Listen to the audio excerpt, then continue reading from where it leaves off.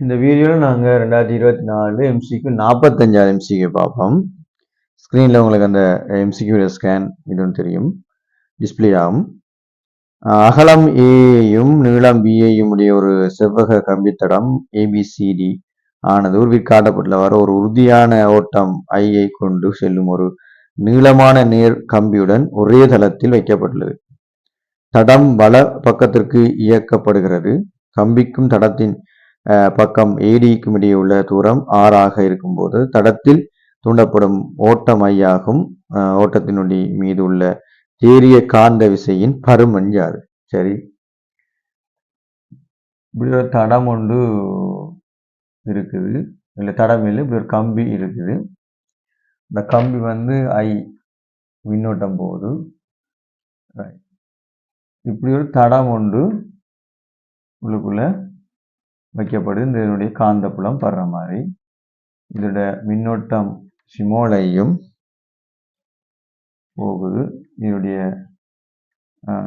நீளம் வந்து பி, இந்த பக்கம் பி, இந்த பக்கம் ஏ, இந்த பக்கம் இது வந்து ஆர் தூரத்தில் இருக்குது. சரிதானே? இப்ப கேட்டது இது ஏடியாம், இது ஏஆம், இது டிஆம். இந்த ஏடி மேல சொல்லப்படுற தேரிய காந்த விஷயம் என்ன? ஆனா இது இப்படி இயக்கப்படுகிறது. இந்த பக்கத்தால இந்த தடம் இயக்கப்படுகிறது. இதுல எங்களுக்கு காந்தப்புலம் எப்படி தொழில்படும் பார்ப்போம். வழக்கை திருகு விதியை பாவிச்சோம்னா காந்தப்புலம் மேல் நோக்கி இப்ப உள்நோக்கிய திசையில இங்க இருக்கும். காந்தப்புலம் எப்படி இருக்கும்? இதுல உள்நோக்கிய திசையில, இங்கேயும் அதே மாதிரி உள்நோக்கிய திசையிலான் இருக்கும். சரி, அப்ப இதுல தொழிற்படும் விசை எப்படி தொழிற்படும் அப்படின்னு பார்ப்போம். இல்லை இடக்கை பிளம்பிங் இடக்கை விதி, இந்த மின்னோட்டம் போடுது உள்பக்கம் காந்தப்புலம். ஆகவே இந்த விசை வந்து இப்படி வெளிநோக்கிய திசையில இருக்கும். போறோம். பிறகு இந்த பக்கத்தை பிளம்பிங் இடக்கையில கீழ் நோக்கிய திசையில போது உள்நோக்கி இருக்கு. ஆகவே இந்த பக்கத்தால இது உள்நோக்கிய திசையில, இது வெளியில போச்சுன்னா இது உள்நோக்கிய திசையில இருக்கும்.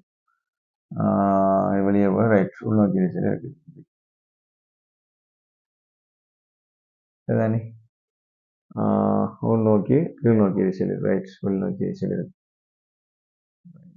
F2 போறோம்.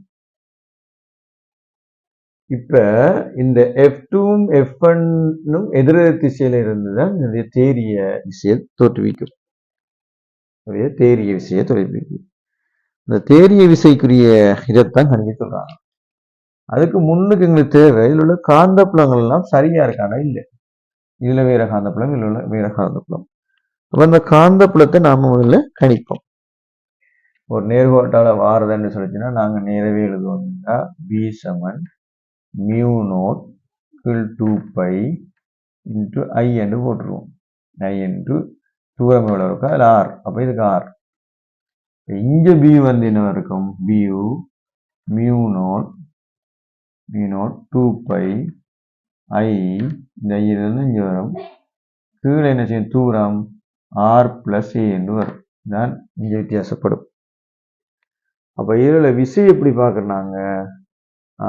பிஐஎல் என்று பாக்குறாங்க. ரைட்.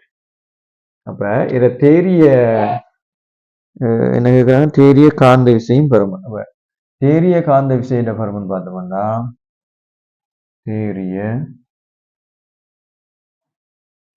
காந்த விசையின் பருமன் என்னவா இருக்கும்? ரைட். இது வந்து விசையின் பருமன்றது எங்களுக்கு வளமையா தெரியும். F7 BIL. பி ஐ வந்துருக்குது, ஐ இந்த இருக்கு எல். அப்ப மியூ நோட் ஐ இன்டு 2π ஆர் ஐ BIL. L mean P. இப்ப இவருக்கு பி எடுக்க போறோம். பி மியூ நோட் ஐ, அதுவும் ஐ தான், பி 2π என்ன வரப்போகுது? ஆர் பிளஸ் ஏ என்று வரப்போகுது. ஆர் பிளஸ் ஏ என்று வரப்போகுது வரும். இப்போ இதில் பருமன் பார்த்தோம்னால் மியூ நாட் ஐ எடுக்கலாம், ஸ்மால் ஐ பியும் எடுத்துடலாம் வெளியில். அடுத்தது 2πையும் எடுக்கலாம். அதுக்குள்ள ஒன்றுங்கள் ஆர் சய ஒன்றுங்கள் ஆர் சக ஏ என்று எடுக்கணும். இப்போ இதை சுருக்கணமாக இருந்தால் மியூ நாட் ஐ ஐபியின் கீழ் 2π ஆர் ஆர் பிளஸ் ஏயின் மேல் R plus A minus R. ஆறாரம் வெட்டுப்பட்ட எங்கள்கிட்ட மியூ நோட் ஐ ஐ என்று வந்து ஏபியின் கீழ் 2π ஆர் ஆர் பிளஸ் ஏ என்று வரும். இந்த விட இருக்காண்டு மியூ நோட் ஐ ஏபி 2π ஆர் பிளஸ் ஏ ரைட் விடை இருக்கு. ஓகே, விடை வந்து உங்களுக்கு 4வது விட இருக்கு. 4வது விட இருக்கு.